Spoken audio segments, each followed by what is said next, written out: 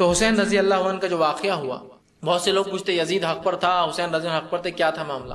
دیکھیے ہم اس معاملے میں اپنا منہ نہیں کھولتے ہیں۔ میں اس جنگ میں شامل نہیں تھا تو اللہ نے میرے ہاتھوں کی حفاظت کر لی، اب میرا کام ہے اپنا منہ نہ کھول کے اپنی زبان کی حفاظت کروں۔ میں نہیں تھا نا اس جنگ میں، تو اللہ نے بچا لیا، حق تھا، باطل تھا، صحیح تھا، غلط تھا، الحمدللہ میں بچ گیا، میرا ہاتھ اس میں شامل نہیں، کسی صحابی کے خون میں رنگے نہیں ہے، کسی اس میں نہیں، الحمدللہ۔ اب میرا کام ہے اپنی منہ نہ کھول کر اپنی حفاظت، اس لیے کہ دونوں طرف صحابہ ہے تو منہ مت کھولو، اپنا منہ کھول کر اپنی حفاظت کر لو۔ لوگوں کا معاملہ یہ ہے، اس کو جانتے بھی نہیں کیا واقعہ تھا۔ یہ ایک صاحب ایک مرتبہ ایک بچے کو لے کر آئے، 10 محرم کا واقعہ تھا، عاشورے کا، اور میں ایک مسجد میں نماز پڑھ رہا تھا عصر کی۔ جب میں نکلا تو آگے کہے مولوی صاحب بچہ پوچھ رہا ہے کہ یہ کیا واقعہ تھا، جنگ کربلا کیا تھی، فلاں تھی۔ تو مولوی صاحب بیچارے بولنے لگے، لا علمی بہت خطرناک چیز ہوتی ہے، علم حاصل کیجیے اپنی تاریخ کا، اپنے اسلاف کا۔ یہ جو ہے یزید جو تھا معاویہ کا بیٹا تھا، سفیان کا پوتا تھا، اور ایسا تھا اور ویسا تھا اور یہ تھا وہ تھا۔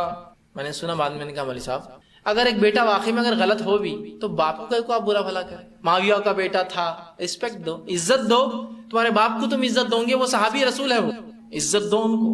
ان کے بیٹے سے اگر غلطی ہوئی بھی ہوں گی، یہ تو ہم کو معلوم نہیں ہے ابھی یہ ایک الگ چیز ہے، وہ اللہ کریں گا انصاف، چونکہ میں ابھی نہیں تھا، آپ بھی نہیں تھے موجود، وہ تو اللہ کریں گا۔ لیکن اگر آپ کو لگتا بھی ہے کہ واقعی میں اس سے وہ ہوا ہے تو باپ کو کیوں برا بھلا کہہ رہے ہیں؟ آپ برا بھلا تھوڑی کہہ سکتے کسی کو۔ تو اگر واقعی میں یزید برا تھا، میں نہیں جانتا ہوں، واللہ عالم بسا، میں کہتا اللہ ہی بہتر جانتا ہے، لیکن سوال یہ ہے تم کو کس نے اٹیسٹیشن دیا لا کر کہ ہاں وہ فلاں تھا اور فلاں تھا؟ میں نے کہا ان کے والد صحابی رسول ہے، ان کے دادا بھی صحابی رسول۔ نے کہا سفیان تو بعد میں ایمان لائے تھے، ڈر کر ایمان لائے تھے، فتح مکہ کے وقت ایمان لائے تھے، بڑی جنگوں مسلمانوں کو نقصان پہنچایا اور ڈر کر بعد میں ایمان لا لیے۔ میں نے کہا ڈر کر لاؤ، چھپ کر لاؤ، ظاہر لاؤ، ایمان تو ماننا پڑیں گا نا۔ منافقین کے ایمان کو بھی ہم کو ظاہر تو ماننا پڑا نا، مسلمان ہیں، آپ ہی تھوڑی کر سکتے کہ وہ فلاں تھے، وہ جو بھی ان کا ظاہر اسلام ہے۔ تو سوال یہ تم نے کہا سینہ چیر کے دیکھا ابو سفیان کا کہ وہ کیا تھا؟ میں نے کہا عزت کیجیے، آپ تھوڑا احترام کیجیے، آپ بولیے اگر آپ کو پتا ہے یقینی طور سے کہ یزید غلط تھا۔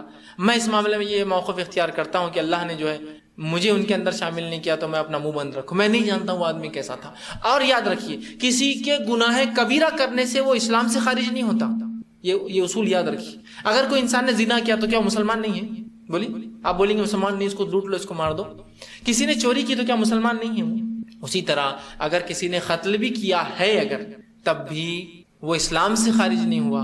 اور ہم نہیں جانتے، ہو سکتا ہے یزید نے توبہ کر لی ہو موت سے پہلے، آپ اور میں تھے کیا اس کی موت کے وقت؟ لیکن کیا آپ ان کو ڈائریکٹ برا کہہ سکتے ہیں؟ سوال یہ یزید تو خلیفہ ہے وقت کا، واقعہ ہو رہا کربلا میں، وہ ہے شام میں، اگر اس نے کہا بھی تو اس نے ذاتی طور سے تو قتل نہیں کیا نا، خود شامل ہے کہ اس نے قتل کیا؟ نہیں، ایک اس کے حکومت کے اندر ایک شخص نے کیا تو آپ پورا الزام کیا اٹھا کر اس پہ ذاتی الزام لگا سکتے ہیں؟ آپ یہ کہہ سکتے ہیں ان کی حکومت میں ہی ہوا، لیکن یہ کہہ سکتے کہ تم نے یہ کیا، یزید نے یہ کیا؟ آپ بتائیے نا مجھے، بات چھوٹی سی اصول کی بات ہے۔ ایک ملک کے پرائم منسٹر کو آپ کیا یہ بول سکتے ہیں کہ کسی خریے میں ایک دیہات میں ایک پولیس والے کی غلط حرکت سے آپ اس پہ ذاتی الزام لگا سکتے ہیں کیا؟ کبابی، شرابی، یہ جہنمی اور فلاں اور فلاں اور فلاں۔ قرآن کے اندر تذکرہ ہے، بائبل کو اگر لے بائبل کے اندر تذکرہ ہے، چینی مذاہب کے اندر بھی ان کا تذکرہ ہے۔ اسی طرح ایسے مذاہب جو افریقہ میں اور امریکہ میں چلتے ہیں، جنہوں نے اپنی کتابت جس کو بولیں گے، مطلب ان کی کوئی زبان نہیں ہوتی، بولتے ہیں لیکن لکھ نہیں سکتے اپنی زبان کو، ان لوگوں نے بھی ایسے نقشے اور ایسی ڈرائنگز بنائی ہیں جس میں ایک بڑی طوفان کا پتہ چلتا ہے کسی زمانے میں آیا تھا اور چند لوگوں کو اللہ نے اس سے محفوظ رکھا، بچا لیا تھا۔ تو ریڈ انڈینز جس کو کہتے ہیں، اسی طرح آسٹریلین جو قومیں ہیں، جو یوروپین نہیں جو ابھی جمع ہوئے، بلکہ وہ جو وہاں کے رہنے والے نیٹو لوگ ہیں، مقامی لوگ ہیں، ان میں ایسے واقعات پتھروں پہ انہوں نے نقش نگار کیے اس کی کیسا کسی زمانے میں ہوا تھا۔ تو نوح علیہ السلام ایک ایسے نبی ہے جن کا تذکرہ کم و بیش ہر اس میں آتا ہے۔ اور ان کا نام نوح کیوں پڑا؟ اس کے تعلق سے قول یہ آتا ہے کہ آپ بہت کثرت سے رویا کرتے تھے اللہ کے سامنے، استغفار کیا کرتے تھے، اس طرح سے بہرحال اقوال ملتے ہیں، واللہ عالم، اللہ پھر بہتر جانتا ہے کہ اس کا کیا معنی ہے، لیکن ایک قول یہ بھی ملتا ہے کہ بہت کثرت سے رونے کی بنیاد پر ان کو نوح کہا گیا۔ تو آئیے ہم چلتے ہیں نوح علیہ السلام کے واقعے کو۔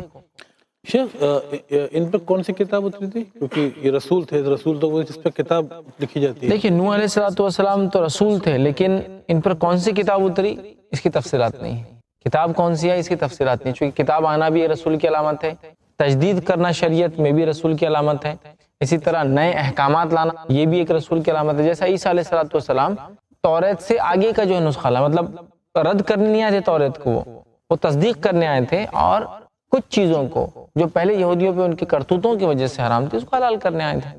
لیکن پھر بھی وہ رسول ہے. حالانکہ پچھلی شریعت کو وہ ریوائز کرنا ہے تو ریویژن کرنا ہے تو بھی رسول, نئی کتاب لائے تو بھی رسول, ٹھیک ہے, نئے احکامات لائے تو بھی رسول ہو سکتا ہے. نوح علیہ السلام پہ کوئی کتاب آئی تھی نہیں آئی تھی واللہ عالم, لیکن یہ تو ہم جانتے ہیں کہ اللہ نے کتابیں نازل ہی کی, لیکن کون سی کیا اس کی کوئی تفصیلات ہمارے پاس موجود نہیں, یاد رکھیے. نوح علیہ السلام کے اوپر وہی نازل. ظاہر سی بات ہے کوئی بھی نبی جو ہوتا ہے اسے وہی نازل ہوتی ہے, وہی مطلب اللہ کی طرف سے جو احکامات آتے ہیں فرشتہ لے کر آتا ہے. یہ سب کے لیے کامن ہے, کتاب بھی آئی ہوں گی لیکن ہم اس کی تفصیلات نہیں جانتے کہ اس کتاب کا نام کیا تھا اور وہ کیسے تھی. نبی تو 1,24,000 سے زیادہ آپ نے بتائے اور رسول اس میں سے بہت کم تعداد میں تھے. لیکن جہاں تک رسولوں پہ کتاب آنا اور پچھلی نسلوں میں سے یا پچھلے رسولوں کی چیزوں کو کیری فارورڈ کرنا یا ان سے کچھ سیکھنا یا ان پہ امپروو چینجز لانا یا کچھ وہاں سے چیزوں کو بدلاؤ میں لے کر آنا, عمل میں لے کے آنا, کچھ اس طرح کی ایکٹیویٹیز رسول کیا کرتے تھے. تو اب تک جو ہمارے علم میں ہیں وہ صرف 4 ہی کتابیں ہیں, زبور, انجیل, توریت اینڈ قرآن. اس کے علاوہ اور کون سی ایسی کتاب ہے؟ کتابیں تو بہت سی آئی. اللہ نے قرآن فرمایا والی کل اجل کتاب, ہر زمانے میں ایک کتاب, ہر نبی کے ساتھ کتاب آئی. اب نام کے اعتبار سے صرف 4 کتابوں کے نام ملتے ہیں. توریت وہ کتاب جو موسیٰ علیہ السلام پہ نازل ہوئی, زبور وہ کتاب جو داؤد علیہ السلام پہ نازل ہوئی, انجیل وہ کتاب جو عیسیٰ علیہ السلام پہ نازل ہوئی, قرآن وہ کتاب جو محمد صلی اللہ علیہ وسلم پہ نازل ہوئی. اور ایک کتاب کا تذکرہ ہے لیکن اس کا نام نہیں آتا, وہ ہے صحف ابراہیم, لیکن اس کا نام کیا تھا نہیں معلوم. تذکرہ ایک کتاب کا, نام 4 کتاب کے, اور اس کے علاوہ ہر دور میں ہر زمانے میں اللہ نے کتابیں بھیجی, یاد رکھیے یہ بات ہمیں پتہ چلتی ہے. تو اب نوح علیہ السلام کا واقعہ تھوڑا سا ہٹ کر ہے, وہ اس اعتبار سے کہ انسانیت نے اب گناہ کرنا شروع کر دیے تھے, اور وہ گناہ جو سب سے بڑا جرم اور گناہ ہوتا ہے اللہ تعالیٰ کے معاملے میں اور شریعت اسلام میں, وہ گناہ انہوں نے شروع کر دیا تھا. اور اس گناہ کو مٹانے, اس کے خلاف کام کرنے اور حق اور سچ کو بتانے نوح علیہ السلام آئے تھے. اور وہ گناہ کیا تھا؟ شرک.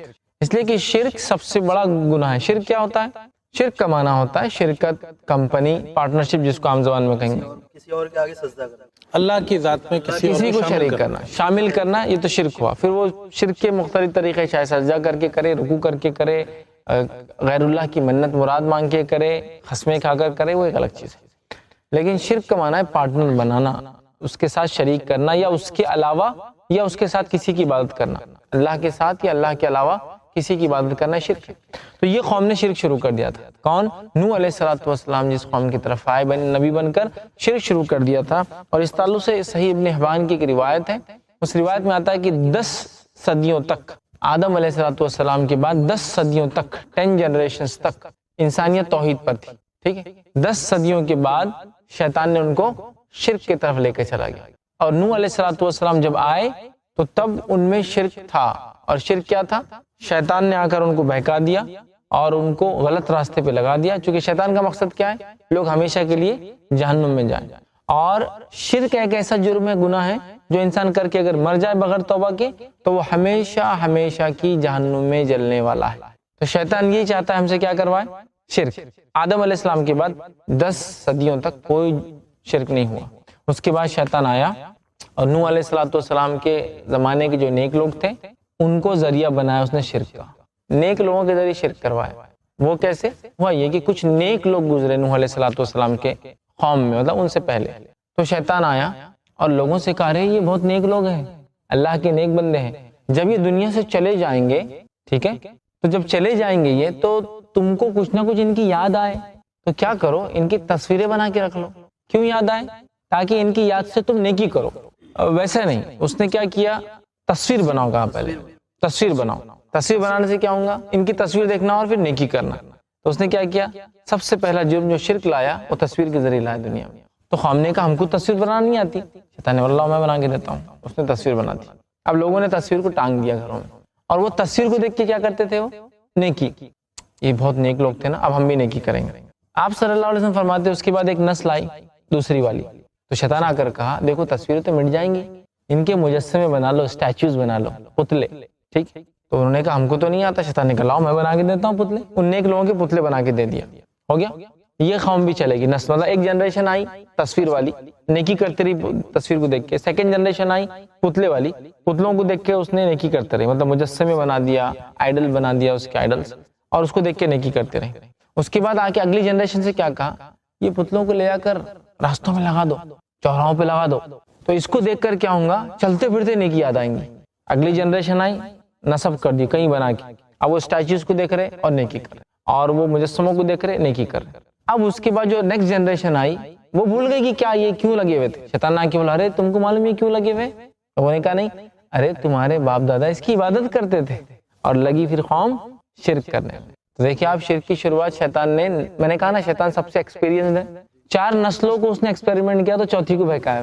پہلی والی نے تصویر دیکھ کے نیکی کری, سیکنڈ نے اسٹیچوز دیکھ کر نیکی کرا, تھرڈ نے اسٹیچو لگا کے نیکی کرا, چوتھی جنریشن آ کے اسٹیچوز کی عبادت شروع کر دی. تو یہی کرتا ہے, وہ لوگوں کو شرک کی طرف لے جانا چاہتا ہے کسی بھی حال میں, یہ اس کا منشا ہے. وہ کبھی ہمارا خیر خواہ نہیں ہے.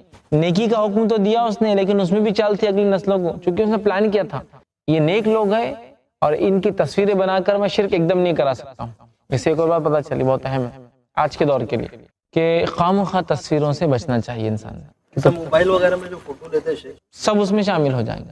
خواہ مخواہ ضرورت پڑنے پر ایک الگ چیز ہے, لیکن خواہ مخواہ دیکھیے شیطان نے کیا کیا, پہلا جرم تصویر سے شروع کیا. خواہ مخواہ مجبوراً ضروریات, لوازمات جس کو بولتے ہیں کہ امپورٹنٹ ڈاکیومنٹس ہیں, آئی ڈی کارڈ, وہ ایک الگ چیز, لیکن خواہ مخواہ نہیں کرنا, اس لیے کہ پہلا جو شرک دنیا میں آیا وہ تصویر کے ذریعے گھسا ہے نا. تصویر کو دیکھ کے آدمی بولتا ہے یادگار رہیں گی, پھر اگلی بار یادگار ہو سکتا ہے وہ نیک انسان ہو تو پھر وہ لوگ اس کے نام سے بیچنا شروع کرے پرنٹ آؤٹ نکال کے, ان کی یادگار یادگار. اگلی نسل آئے پھر وہ تصویر گھر میں لگ جائے, اگلی نسل آئے اگربتی لگ جائے, اگلی نسل آئے پھول چڑھ جائے, اگلی نسل آئے بولے یہ ہمارے بڑے تھے, اور ان کی عبادت شروع ہو جائے. وہ کس زمانے میں تصویر کا سلسلہ شیطان نے شروع کیا, لیکن آج تو تصویر کا سلسلہ اتنا عام ہو گیا ہے کہ ہر گھر میں اس چیز کا استعمال ہو رہا ہے. اور تصویر کے تعلق سے آپ کی حدیث بھی ہے کہ اس گھر میں فرشتے داخل نہیں ہوتے جہاں تصویر اور کتا ہوتا ہے نا. ویسے عموماً تصویر سے بچنا چاہیے, کھینچتے بھی مجبوراً تو ڈھک کے رکھنا چاہیے, چھپا کے رکھنا چاہیے اس کو ضرورت کے تحت. تو اب دیکھیے نوح علیہ السلام کے زمانے میں کیا ہو گیا, شرک آ گیا. سب سے بڑا جرم جو اللہ کی ذات میں انسان کر سکتا ہے, اس کی شریعت میں سب سے بڑا گناہ وہ کر لیا. اس لیے کہ اللہ تعالیٰ نے قرآن میں وعدہ کر دیا, سورہ نساء سورہ نمبر 4 آیت 48 میں, ان اللہ لا یغفر ان یشرک بہ ویغفر ما دون ذلک لمن یشاء. اس کا معنی ہوتا ہے اللہ تعالیٰ دوسرے گناہوں کو چاہے تو معاف کر دیں گا, لیکن شرک کو ہرگز ہرگز ہرگز معاف نہیں کرنے والا.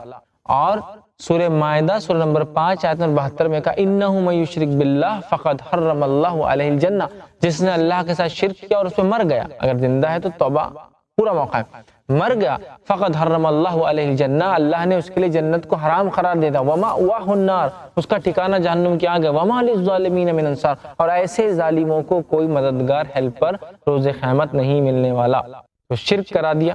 اب ایسے مشرک قوم میں نوح علیہ السلام آئے اور آپ نے جو ہے دعوت کا کام جو ہے وہاں جو ہے شروع کیا.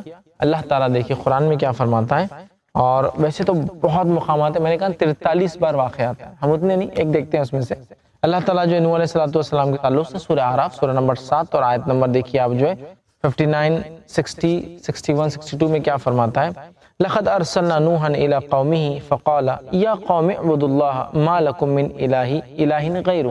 کہ اللہ فرماتا ہے کہ ہم نے نوح کو ان کی قوم کی طرف بھیجا اور انہوں نے کہا اے میری قوم تم جو ہے اللہ کی عبادت کرو, اس کے علاوہ کوئی عبادت کے لائق نہیں, بندگی کے لائق نہیں, جھکنے کے لائق نہیں, منت مرادیں مانگنے کے لائق نہیں ہے. ٹھیک, تو اب کیا ہو گیا, آگے فرمایا انی اخاف علیکم عذاب یوم عظیم, اور میں اس چیز سے ڈرتا ہوں کہ تمہیں ایک دن سے میں تمہارے لیے ڈرتا ہوں جس دن تمہیں جو ہے بہت دردناک بہت بڑا عذاب ملے گا. مطلب اس دن سے, کون سا دن ہے یہ, روز قیامت, کہ اگر تم مر جاؤ میری قوم اور توحید پہ نہ رہو, شرک کرتے دنیا سے چلے جاؤ, تو تم بڑے عذاب میں رہو گے. آگے اللہ سبحانہ تعالیٰ فرماتا ہے قال الملأ من قومه انا لنراک فی ضلال مبین. تو ان کے قوم کے سرداروں نے اور بڑے لوگوں نے, اثر رسوخ ہولڈ رکھنے والوں نے کیا کہا, سرداروں نے, من قومه انا لنراک فی ضلال مبین, ارے نو تم تو کھلی گمراہی میں دکھ رہے ہم کو. اور یہ بات یاد رکھیے, اب جتنے واقعے اس کے بعد آئیں گے, ہر دور میں قوم کے سرداروں نے کبھی ایمان کو اور انبیاء کو نہیں مانا, آسانی سے نہیں مانا, وقت جانے کے بعد مانا. اور ہر دور میں سب سے پہلے ایمان لانے والے غریب لوگ تھے, مسکین لوگ تھے, پچھڑے ہوئے لوگ تھے, دبے ہوئے لوگ تھے, جن کو چھوٹا سمجھا جاتا, حقیر سمجھا جاتا, غریب سمجھا جاتا, وہ سب سے پہلے ایمان لائے. اور جتنے سردار اثر رسوخ بڑے, دیکھیے خود نبی اکرم صلی اللہ علیہ وسلم کا زمانہ ہے, مشرکین مکہ کہاں ایمان لائے, بالخصوص ان کے سردار نہیں لائے. ایمان کون لا رہے ہیں؟ وہ لوگ جو نچلے طبقے کے غریب ہے، غلام ہے، پہلے وہ لا رہے ہیں. پھر نیکسٹ سٹیجز میں پھر بڑے لوگ بھی ایمان لائے. تو قوم کے سرداروں نے کیا کہا، اے نوح ہم تو تم کو کھلی گمراہی میں دیکھتے ہیں. مطلب اپنے نبی کو انہوں نے کیا کیا؟ جھٹلایا. نوح علیہ السلام نے فرمایا قال یا قوم لیس بضلالۃ ولکنی رسول من رب العالمین، اے میری قوم میں کوئی گمراہ نہیں ہوا ہوں، میں تو اللہ کی طرف سے بھیجا گیا تمہارے طرف جو ہے رسول ہوں. دیکھا آپ نے، نوح علیہ السلام نے دعوت دی، کہا تم گمراہ ہو، قوم نے کہا تم گمراہ ہو، خاص طور سے قوم کے سرداروں نے، بڑوں نے. اور ایک مقام پہ فرمایا اللہ رب العزت نے کہ ان کی قوم کے بڑوں نے کہا نوح تمہارے پیچھے تو غریب، مسکین، پچھڑے ہوئے چھوٹے لوگ رہتے ہیں، ہمارے جیسا کوئی تھوڑی ہے تمہارے پاس. تو اس سے پتہ چلا پیسہ، مال و دولت کبھی کبھار انسان کو ہدایت سے روک دیتا ہے. حالانکہ یہ نعمت ہے، پیسہ، اثر، رسوخ نعمت ہے، لیکن جب اس کا غلط استعمال ہوتا ہے تو یہ ہدایت سے رکنے کا ذریعہ بن جاتا ہے. وہی شیطان والا تکبر آتا ہے تو انسان بس یہی غفلت میں بھڑک جاتا ہے. اب قوم کو تکبر آ گیا، ہم مالدار، پیسے والے. نوح پہ ایمان لانا بولے تو مشکل ہے، تو غریب لوگ ان کے پیچھے چل رہے ہیں. غریب لوگ چل رہے ہیں تو ہمارا کیا، ہم تو ایک سوسائٹی میں رہتے ہیں، کلاس ہے ہماری ایک، ہے نا، ہم ایلیٹس ہے. اور نوح علیہ السلام ہمارے دیکھو غریب لوگ ان کے ساتھ ہیں، اگر ہم ایمان لاتے ہیں تو کیا ان غریبوں کے ساتھ رہیں گے؟ وہ ان کی سوچ تھی. تو کہا ہم تو تم کو گمراہی میں پاتے ہیں. سیدھے نوح علیہ السلام پہ اٹیک کر دیا مطلب لوگوں نے کہ تم گمراہ. جیسے کہ نبی کریم صلی اللہ علیہ وسلم کے خاندان کے بارے میں بتایا گیا کہ وہ کس خاندان میں پیدا ہوئے، اور جب ان کو نبوت عطا کی گئی ایک عمر تھی، اس کے بعد میں مطلب ان کا شجرہ ملتا ہے، اور کافی پیغمبروں کے بارے میں کچھ شجرہ معلوم ہے. نوح علیہ السلام کے خاندان، آبا و اجداد کون تھے، کہاں پیدا ہوئے، اور کس طرح سے ان کو یہ نبوت عطا ہوئی؟ پہلے سے ان کو مطلب بچپن ہی سے اس طرح کے ماحول میں رہنے کا موقع ملا، یا ایک عمر کے بعد میں ان کو نبوت ملی؟ دیکھیے نوح علیہ السلام کا زمانہ اتنا قدیم ہے، اتنا پرانا ہے کہ یہ کہاں تھے، کون تھے، کس جگہ بھیجے گئے، اس کی کوئی تفصیلات نہیں، سوائے گمان کے، خیاس کے، اندازوں کے، کہ گیس ورک، یہاں آئے ہوں گے، یہاں کام کیا ہوں گا، لیکن کوئی یقینی طور سے نہیں بتا سکتا. بہت پرانی بات. کچھ لوگوں کا کہنا ہے کہ یہ کہیں نہ کہیں عراق یا اس کے اطراف کے علاقے میں آئے تھے. تو قرآن میں کتنی تفصیل ان کے بارے میں؟ قرآن میں یہ تفصیلات بالکل بھی نہیں. یہ ہے کہ قوم شرک میں تھی، یہ ہے کہ قوم کے بڑے ایمان نہیں لائے تھے، یہ ساری چیزیں، لیکن لوکیشنز، تمام ان کے آبا و اجداد کون تھے، تفصیلات نہیں. یہ بات تو طے ہے کہ آدم علیہ السلام کے بہت قریب، مطلب بہت قریب ہی آئے، نزدیک ہی آئے ان کے فوراً بعد. کتنے بعد اس کی بھی کوئی تفصیلات نہیں. تو 10 صدیوں کے بعد تو ایمان والے تھے ہی، شرک نہیں تھا، لیکن 10 صدیوں کے بعد نوح علیہ السلام کب آئے وہ نہیں پتا. 10th جنریشن تک تو شرک ہوا ہی نہیں، اس کے بعد شرک شروع ہوا، پھر نوح علیہ السلام کبھی شرک، جب پوری قوم مشرک ہو گئی تھی تب آئے وہ. تو اس کا مطلب یہ کہ ایک لمبا عرصہ گزر گیا تھا. کتنا واللہ عالم، اللہ ہی بہتر جانتا ہے. تو قرآن جب آخری نبی محمد صلی اللہ تعالیٰ علیہ وسلم پر نازل ہوا تو اس میں جو واقعات بیان کیے گئے ہیں قرآن کے اندر، وہ بابا آدم علیہ السلام سے لے کر آپ تک ہیں. تو جتنے پیغمبر آئے اس میں جو تفصیل کچھ ہی کی ملتی ہے، اس میں تفصیل مطلب جیسے نوح علیہ السلام کے بارے میں مختصر بتایا گیا ہے، ان کا شجرہ بالکل نہیں ہے. تو بقیہ لوگ کب پیدا ہوئے، کہاں پیدا ہوئے، ان کے سب لوگوں کے بارے میں ڈیٹیل نہیں ہے اس میں. کچھ بھی ڈیٹیل نہیں ہوتی، اس لیے کہ اللہ تعالیٰ نے قرآن کو جو نازل کیا، قرآن کوئی تاریخ کی کتاب نہیں ہے لیکن اس میں تاریخ بھی ہے. قرآن کوئی سائنس کی کتاب نہیں لیکن اس میں سائنس بھی ہے. قرآن کو میتھمیٹکس کی بک نہیں لیکن اس میں میتھمیٹکس بھی ہے. تو اسی طرح اگر یہ تمام تفصیلات دے دیتا تو کتاب کا ریلیونس ختم ہو جاتا تھا. یہ تو نان ویریفائبل چیز ہے، مطلب اس کو تصدیق کیسے کریں گی بھی کیسا اگر اللہ دے بھی دیتا تھا، اور اس کی ضرورت بھی نہیں تھی. قرآن چونکہ ہدایت ہے اور وہ چنندہ باتیں قرآن ہائی لائٹ کر دیتا ہے جو انسانیت کی ہدایت کے لیے ضروری ہے. تو کون کہاں پیدا ہوا وہ اصل نہیں، اس کا پیغام کیا تھا وہ اصل اس نے دے دیا. تو یہ تفصیلات نہیں، بلکہ کچھ انبیاؤں کا تو خالی ایک بار نام آیا بس ہو گیا ہے نا. کچھ انبیاؤں کا صرف ایک ہی بار نام گزرا بس ختم، کچھ بھی نہیں. سمجھے آپ؟ تو تفصیلات نہیں ملتی ہے، بس اللہ بتانا چاہ رہا ہے کچھ چیزیں اس کے ذریعے کہ ان کی ہدایت یہ تھی، تم اس چیز کو سمجھ لو. جیسے یعقوب علیہ السلام سے لے کر ان کا شجرہ چلا 3-4 پیڑھیوں تک، تو اس اتنی لمبی نبوت کا جو سیریز تھی باقی کسی اور نبوت نہیں ہو سکتا ہوں گی لیکن تفصیلات نہیں. ہاں لیکن یہ جو شجرہ ہے جو ہے ابراہیم علیہ السلام، پھر ان کے بیٹے اسحاق علیہ السلام، ان کے بیٹے یعقوب علیہ السلام، ان کے بیٹے یوسف علیہ السلام، یہ ایک یونیک شجرہ ہے. مطلب 4 پیڑھی. ہاں پڑ پوتا بھی سمجھ لیجئے، پردادا بھی نبی، دادا بھی نبی، والد بھی نبی، اور وہ یوسف علیہ السلام نبی تھے، ان کے والد اور ان کے مطلب وہ خود اگر بیٹے ہیں تو ان کے والد بھی نبی ہیں، ان کے دادا بھی نبی اور پردادا بھی نبی. تو یہ اسپیشل معاملہ ہے، لیکن بہت سارا ایسی تفصیلات ہمیں نہیں ملتی، نہ آرڈر ملتا ہے، نہ تفصیلات۔ اب دیکھیے نوح علیہ السلام نے کیا کی، توحید کی دعوت دی۔ جب توحید کی دعوت دی تو کیا ہونا چاہیے تھا نوح علیہ السلام کے ساتھ؟ توحید کی دعوت دیے تو لوگوں نے ان کے ساتھ برا عمل شروع کر دیا۔ کیوں؟ اس لیے کہ لوگ شیطان کے بہکاوے میں آ گئے تھے۔ اب جب کوئی آ کے آدمی بول رہا ہے یہ مت کرو تو ان کو لگ رہا ہے یہ تو صحیح کام ہے اور نوح صحیح کام سے روک دے رہے، تو قوم دشمن بن بیٹھی اور ہر چال چلی نوح علیہ السلام کے ساتھ۔ اتنی چالیں چلی اور نوح علیہ السلام نے 950 سال 950 ایئرس تک دعوت دی۔ اب اللہ عالم ان کی عمر کیا رہی ہوگی۔ اللہ نے کہا نوح نے اپنی قوم کو 1000 میں 50 سال کم دعوت دی، مطلب 950 ایئرس تک تو صرف کالنگ پیریڈ ہے، بلانے کا ہے، آؤ آؤ آؤ آؤ، اور اتنا بلایا کہ قرآن نے کہا کہ جب نوح علیہ السلام نے سورہ نوح کے اندر اللہ سے گزارش کی کہ اللہ میری قوم بات نہیں سنتی ہے، میں نے ان کو صبح اور شام پکارا، دن اور رات گیا، کھلے اور چھپے میں بات کی، اب یہ میرے کو دیکھتے ہیں تو منہ پہ کپڑا ڈال لیتے ہیں، کانوں انگلیاں ٹھوس لیتے کہ ارے اب آ کے وہی بات کریں گا پھر سے توحید پر آؤ، شرک چھوڑ دو، توحید پر۔ تو 950 ایئرس 950 سال دیکھیے نوح علیہ السلام نے صرف اور صرف دعوت دی، قوم کو اللہ کی طرف بلایا، حق کی طرف بلایا، سچ کی طرف بلایا، توحید کی طرف بلایا، اور قوم ہے کہ کان میں انگلیاں ڈال رہی ہے، آنکھوں پہ پردے ڈال رہی ہے، ستا رہی ہے، تکلیف دے رہی ہے اور ہر قسم کی اذیتیں۔ جیسا ہم نے دیکھا نا انبیاءوں کو سب سے زیادہ تکلیف دیتے ہیں لوگ، کیوں؟ اس لیے کہ سب سے زیادہ نیک لوگ ہوتے ہیں اور نیکی جتنی زیادہ ہو، ایمان جتنا زیادہ ہو، آزمائش اتنی زیادہ آتی۔ تو اب دیکھیے 950 سال تک آپ نے یہ کام کیا، 950 ایئرس، لیکن اس کے بعد بھی قوم جو ہے ایمان نہیں لائے سوائے چند لوگوں کی۔ اچھا ایمان نہیں لائی اور اس کے برعکس کیا کہا معلوم؟ نو جاؤ وہ چیز لے کے آؤ جس کا وعدہ کرتے تم۔ انبیاء کیا کہہ رہے ہیں؟ میں تمہارے لیے ڈرتا ہوں ایک بڑے دن کے عذاب سے۔ تو قوم کیا بڑی، جاؤ لے کے آ جاؤ عذاب۔ تو قوم نے ایمان لانا تو دور، نوح علیہ السلام کو دعوت دی کہ لاؤ وہ چیز جو تم بول رہے ہو، مطلب تم بول رہے نا شرک کرنے سے اللہ کا عذاب آئے گا، تو پھر جاؤ وہ لے کر آؤ، عذاب لاؤ، بلاؤ اس عذاب۔ الٹا چیلنج کرنا شروع کر دیا، چیلنج کر رہے کہ لاؤ نا وہ عذاب تم بول رہے، تو آ رہا کیوں نہیں عذاب؟ جبکہ اللہ تعالیٰ کی سنت یہ ہے کہ اللہ تعالیٰ موقع دیتا ہے قوموں کو، اچانک نہیں عذاب دیتا ہے، موقع دیتا ہے، وقت دیتا ہے، سمے دیتا ہے، ٹائم دیتا ہے، سدھر جاؤ سدھر جاؤ۔ اس قوم کو 950 ایئرس کا ٹائم ملا، لیکن اس کے بعد بھی قوم نہیں سدھری، وہ اپنے شرک پہ لگی رہی۔ اب جو ہے قوم نے کہا کہ لاؤ جو تم مانگتے ہو، تو اللہ تعالیٰ نے ان کو ایک عذاب دیا، ایک عذاب دیا، اور قرآن میں اللہ سبحانہ تعالیٰ نے فرمایا، اور یہ جو آیت ہے سورہ عنکبوت کی آیت نمبر 14 کا ایک حصہ اللہ نے فرمایا فَأَخَذَهُمُ الطُّوفَانُ وَهُمْ ظَالِمُونَ، تو نوح علیہ السلام کی قوم پہ اللہ نے طوفان بھیج دیا اور وہ اپنے نفس سے ظلم کرنے والے تھے۔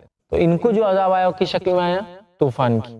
ہر قوم کو عذاب مختلف شکلوں میں آتا ہے، طوفان کی شکل میں، زمین کے پھٹنے کی شکل میں، زلزلوں کی شکل میں، پہاڑ کی گرنے کی شکل میں، بادل کے پھٹنے کی شکل میں، بارش کی شکل میں عذاب آتا ہے، یہاں طوفان کی شکل میں عذاب آیا، ٹھیک۔ اور بہت سارے مفسرین لکھتے ہیں کہ نوح علیہ السلام کی جو قوم تھی تب تک انسانیت ایک ہی جگہ رہتی تھی، مطلب ابھی انسانیت دنیا میں پھیلی نہیں تھی، انسانیت ایک کنبہ اور ایک قبیلہ اور ایک ہی جگہ رہتی تھی۔ ابھی وہ شہر اور بستیاں آج جیسا ہم دیکھتے ہیں گلی گلی اور گاؤں گاؤں ہے راستوں میں، ایسا نہیں تھا۔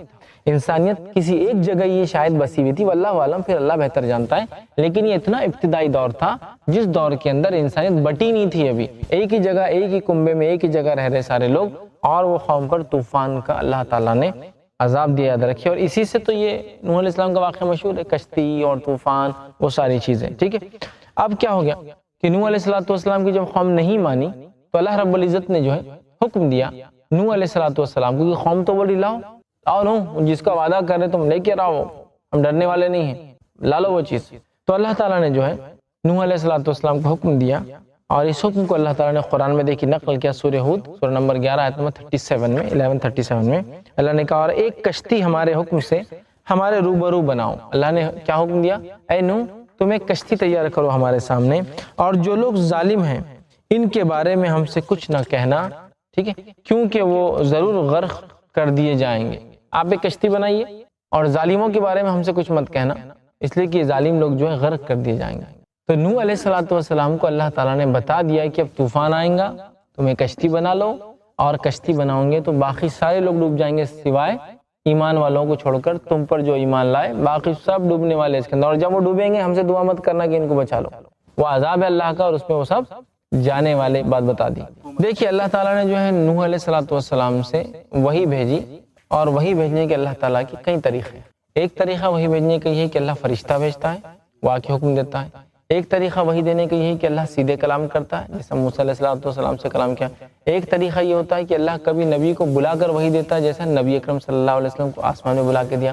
ایک طریقہ وحی کا یہ ہوتا ہے کہ اللہ تعالیٰ نبی کو خواب دکھاتا ہے اور اس کا خواب سچا ہوتا ہے۔ ایک طریقہ وحی کا یہ ہوتا ہے کہ اللہ نبی کے دل میں بات ڈالتا ہے، احساس خود بخود بات آتا ہے، اور وہ بھی جو ہے وحی ہوتی ہے۔ نبی اکرم صلی اللہ علیہ وسلم کے تعلق سے قرآن نے کہا وَمَا يَنْطِقُ عَنِ الْهَوَىٰ إِنْ هُوَ إِلَّا وَحْيٌ يُوحَىٰ، نبی اپنے دل سے کوئی بات ہی نہیں کہتے، وہ جو بھی کہتے وہی ہوتی ہے۔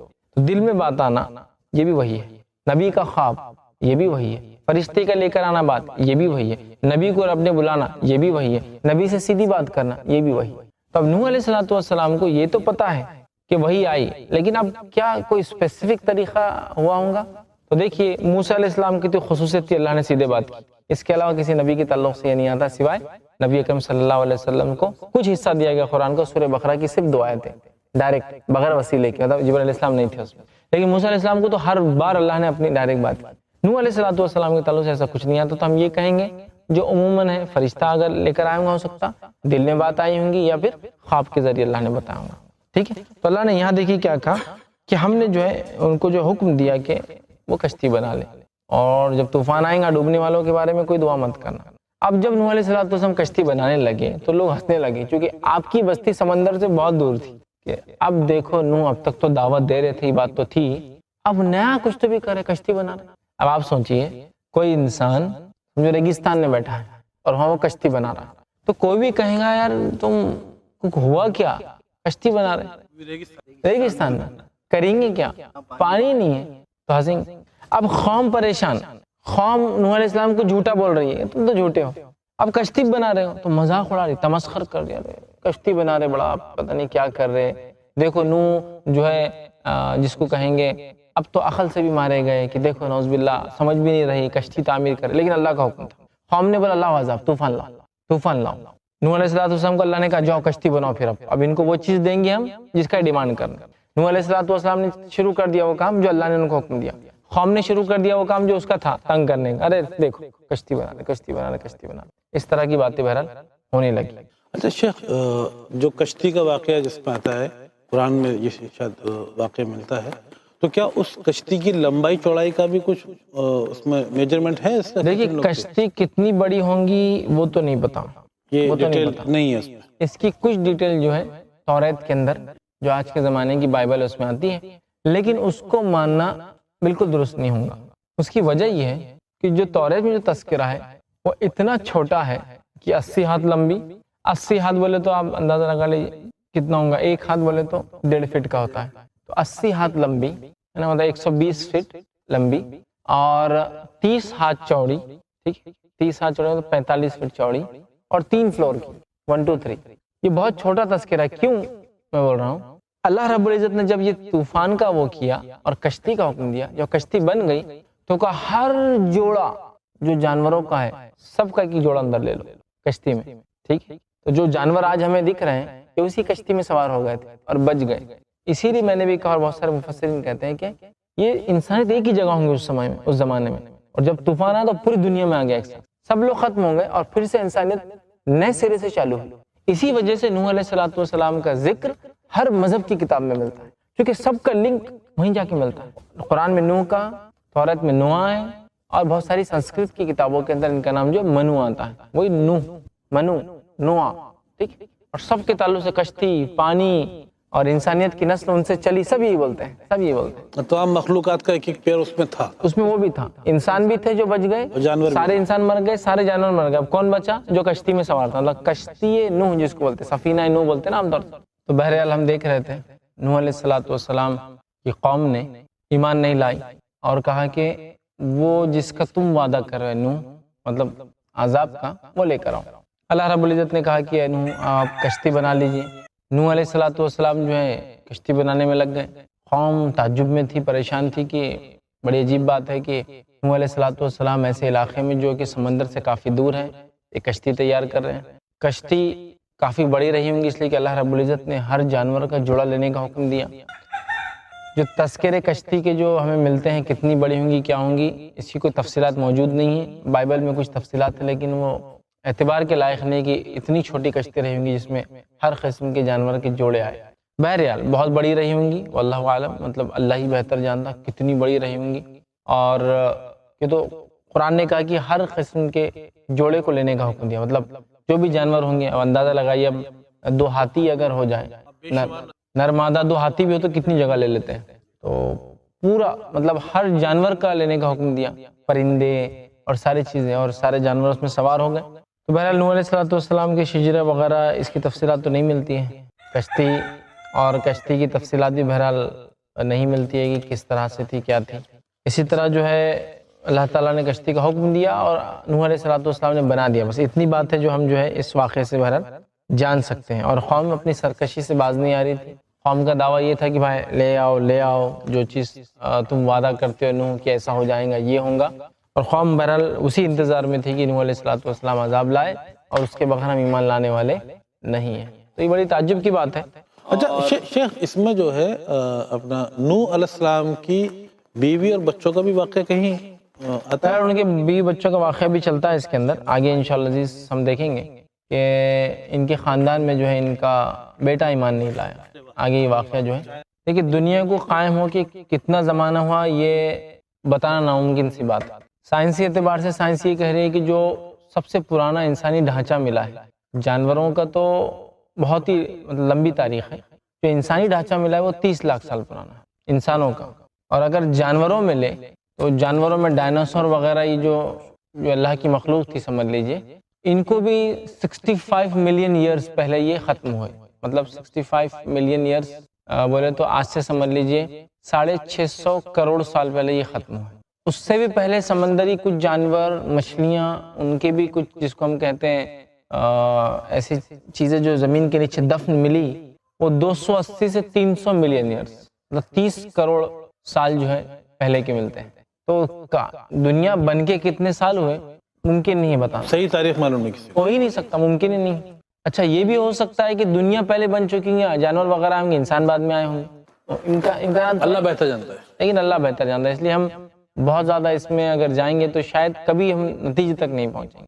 بائبل یہ کہتی ہے کہ دنیا بن کے 4000 سال ہوئے، جو کہ بالکل غیر سائنسی اعتبار سے غیر سائنٹیفک ہے، اس لیے کہ ہمارے پاس تو ایسے بھی تعمیرات ہیں جو 4-4 5-5 ہزار سال پرانے ہیں، جن کو تعمیر ہو کے 5500 سال 6000 سال ہو چکے ہیں، کنسٹرکشن ہو کے۔ تو بہرحال دنیا کب بنی، کتنے سال ہوئے، یہ ناممکنات میں سے کہ ہم کبھی بتا سکیں۔ بہرحال اب آئیے آگے بڑھتے ہیں۔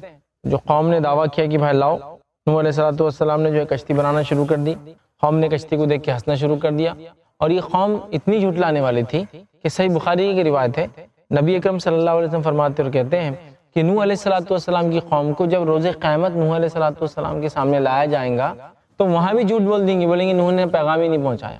مطلب روز قیامت بھی، آخرت کے دن میں بھی وہ قوم انکار کر دیں گے، کس چیز کا انکار کریں گے کہ نوح علیہ السلام نے پیغام ہی نہیں پہنچایا، جبکہ اللہ رب العالمین غیب کی بات جاننے والا ہے، پھر بھی انکار کر دیں گے، قوم انکار کر دیں گے۔ پھر اللہ تعالیٰ امت محمدیہ کو لائیں گا اور امت محمدیہ سے پوچھیں گا کیا نوح نے اپنی قوم کو پیغام پہنچایا تھا؟ تو ہم لوگ گواہی دیں گے ہاں نوح علیہ السلام نے پیغام پہنچایا تھا۔ اور ہمیں کیسے پتا چلا؟ قرآن میں پتا چلا ہے نا، اور قرآن میں جو باتیں اللہ نے بیان کی، اللہ تعالیٰ تو کوئی بات غلط بیان نہیں کرتا ہے۔ ہم لوگ جو ہے اس کی گواہی دیں گے کہ نوح علیہ السلام کی قوم، جس بات کو اللہ کے رسول صلی اللہ علیہ وسلم نے اس آیت کی تفسیر میں بیان کیا، جو سورہ بقرہ سورہ نمبر 2 کی آیت میں 143 ہے، جس میں اللہ فرماتا ہے وَكَذَلِكَ جَعَلْنَاكُمْ أُمَّةً وَسَطًا لِتَكُونُوا شُهَدَاءَ عَلَى النَّاسِ وَيَكُونَ الرَّسُولُ عَلَيْكُمْ شَهِيدًا، جس کا معنی ہوتا ہے کہ تم ایک جو ہے امت وسط ہو، معتدل امت ہو، اعتدال والی، مڈل موسٹ امہ ہو۔ آگے فرمائے شہداء علی الناس، تم لوگوں پر گواہی دو گے، وَيَكُونَ الرَّسُولُ عَلَيْكُمْ شَهِيدًا، اور تمہارا رسول تم پر گواہی دیں گے، کہ نبی اکرم صلی اللہ علیہ وسلم پہ گواہی دیں گے۔ تو نوح علیہ السلام کی قوم اتنا جھٹلانے والی ہے کہ روز قیامت بھی جھٹلانے والی ہے اپنے نبی کو، ٹھیک ہے۔ اب آئیے آگے بڑھتے ہیں۔ نوح علیہ السلام نے کشتی بنا دی، اب اللہ کا حکم آ گیا ہو، جو وعدے کا وہ کہہ رہے تھے لاؤ عذاب لے کر آؤ، کیسا عذاب آتا ہم دیکھتے اس عذاب کو، تو اللہ تعالیٰ نے اب فرمایا، قرآن کے اندر دیکھیے، اور اللہ نے فرمایا اور کہا، یہ سورہ جو مومنون سورہ نمبر 23 آیت میں 27 ہے، اللہ نے فرمایا جب ہمارا حکم آپ پہنچا تو تنور سے پانی ابھرنے لگا، جوش مارنے لگے، تو سب قسم کے حیوانات میں سے جوڑا یعنی نر اور مادہ 2 کشتی میں بٹھا دو، اور اپنے گھر والوں کو بھی سوائے ان کے جن کی نسبت ان میں سے ہلاک ہونے کا حکم پہلے صادر ہو چکا ہے، اور ظالموں کے بارے میں ہم سے کچھ نہ کہنا، وہ ضرور ڈوب جائیں گے۔ اب اللہ نے نوح علیہ السلام کو فرمایا کہ اب کیا کرو تم؟ اب حکم آ پہنچا اللہ کا، پانی نکلنے لگا تنور سے. تنور مطلب وہ اوون ہوتی ہے نا زمین میں، جو تندور جس کو عام زبان میں بولتے ہیں، اس میں سے نکلنے لگا.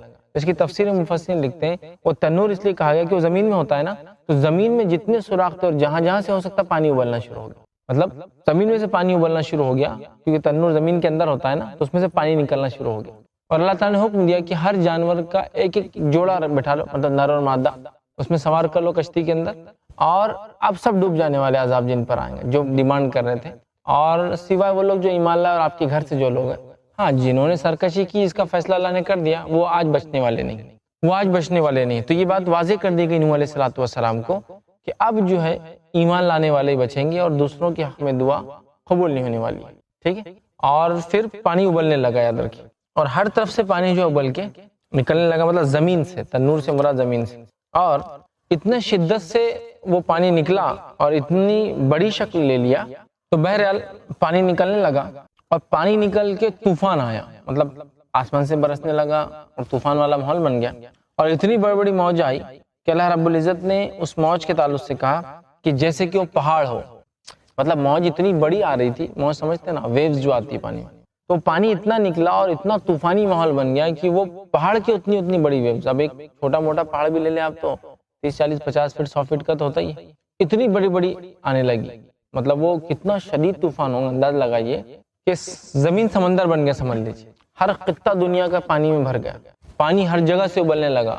ٹھیک ہے. زمین سے نکلنے لگا، آسمان سے برسنے لگا اور طوفانی شکل آ گئی اور پہاڑ کے اونچے جو وہ آنے لگی. اور اللہ تعالیٰ نے فرما دیا کہ آج کوئی نہیں بچیں گا سوائے ایمان لانے والوں کے، پھر وہ گھر والے ہو یا باہر والے ہو، اور اس کے علاوہ کوئی بچنے والا نہیں. ہاں ابھی مجھے یاد آیا ان کی فیملی کے بارے میں، میرا سوال تھوڑی دیر پہلے آپ سے تھا.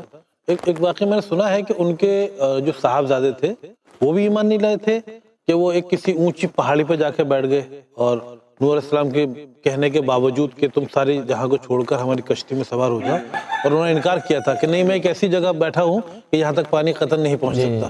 تو وہ کیا مسئلہ تھا شیخ؟ اس کے تعلق سے سورہ ہود سورہ نمبر 11 آیت نمبر جو ہے 42 43 میں اللہ نے فرمایا کہا، اس وقت نوح نے اپنے بیٹے سے پکار کر کہا، مطلب اب یہ جب طوفان آیا تو ایمان والے کشتی میں سوار ہو گئے، کشتی فلوٹ ہونا چالو ہو گئی، تیرنا شروع کر دی.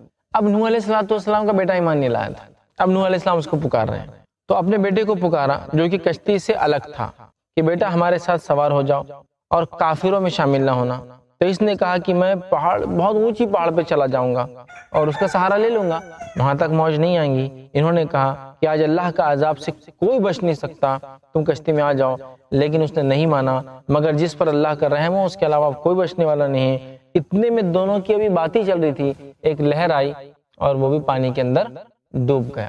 نوح علیہ السلام کا بیٹا بھی ایمان نہیں لایا تھا. تو ایک بات اس میں یہ پتہ چلتی ہے کہ ہمارے باپ دادا جو بھی ہو، کتنے ہی متقی، کتنے ہی پرہیزگار، کتنے ولی اللہ ہو، لیکن اگر ہمارے اعمال درست نہیں ہوں گے تو ہم ایک نبی کے گھر میں بھی پیدا ہوں گے تو کچھ فائدہ نہیں ہونے والا ہے. مطلب اعمال جو انسانی خود کے ہوں گے وہی اس کو ان سب چیزوں سے حفاظت میں رکھ سکتے ہیں. اعمال ہی سب سے اصل ہے. نبی اکرم صلی اللہ علیہ وسلم حدیث ہے، جس کو اس کے نام اعمال نے پیچھے چھوڑ دیا اس کا حسب نسب اس کو آگے نہیں لے جا سکتا کہ میں یہ خاندان سے، میں وہ خاندان سے ہوں، اس سے کوئی فائدہ نہیں پہنچیں گا. ایکچوئل وہ اعمال ہے. تو جس کے اعمال نے اسے پیچھے چھوڑ دیا اس کا حسب نسب آگے نہیں لے جائیں گے. تو اب نوح علیہ السلام کا بیٹا ایمان نہیں لایا.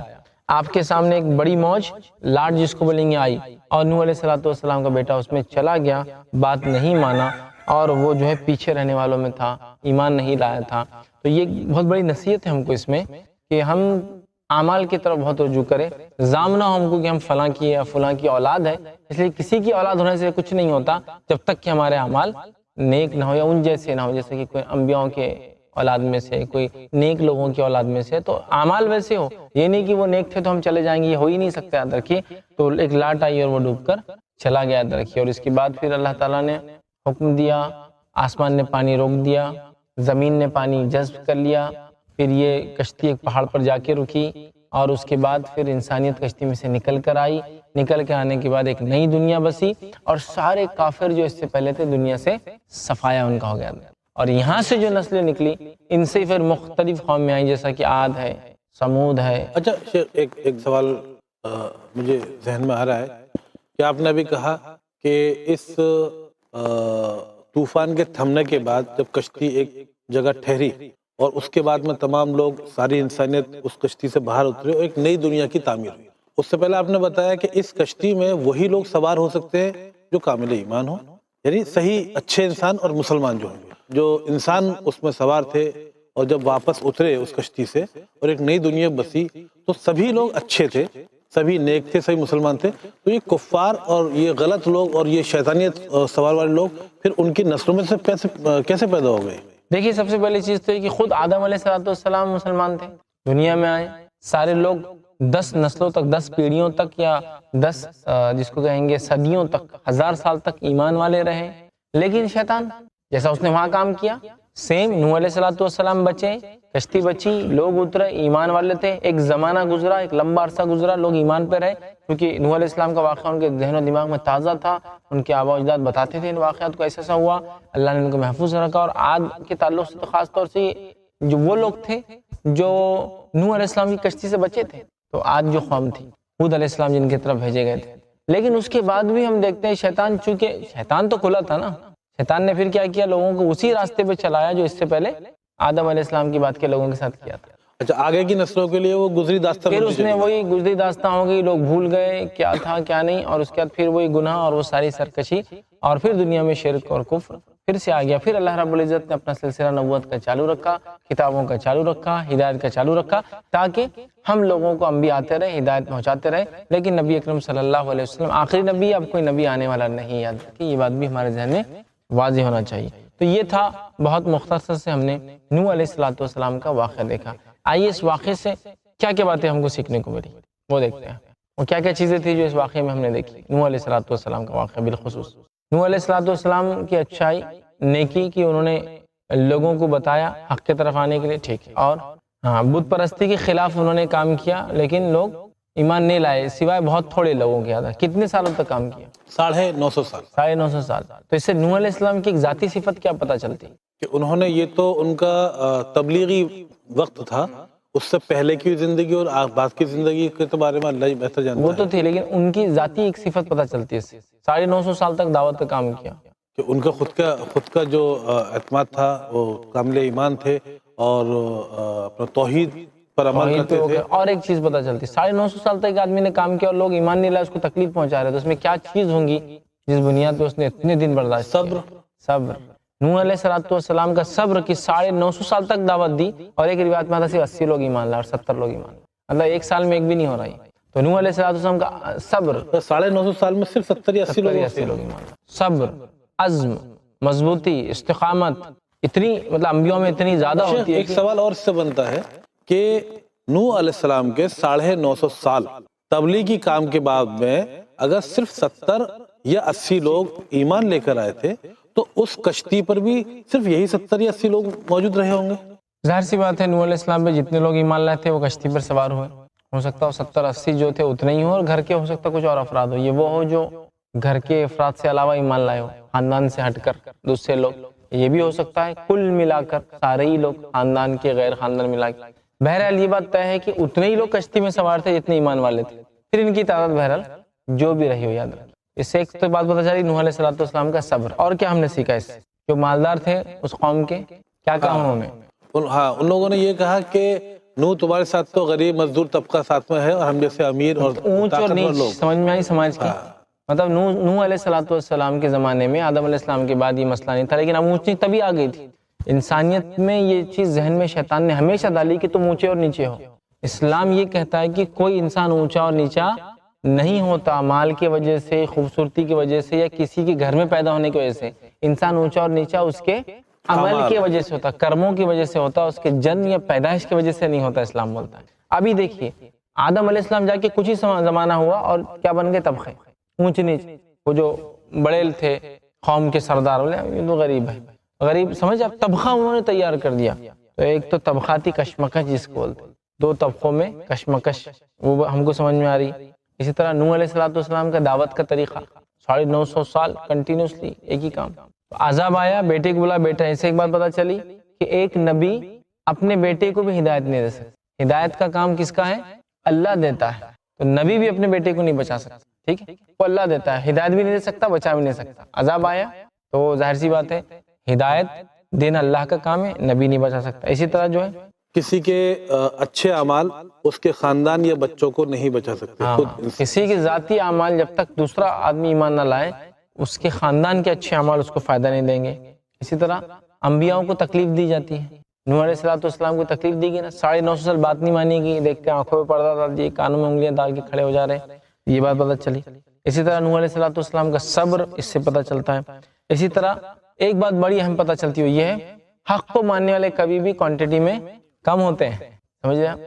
تو حق کو آپ زیادہ اور کم سے کبھی موازنہ نہیں کرنا، اتنے بہت سے لوگ تو حق پہ ہوں گے نا، ایسا کیسا ہو سکتا کہ زیادہ تر لوگ غلط ہوں گے؟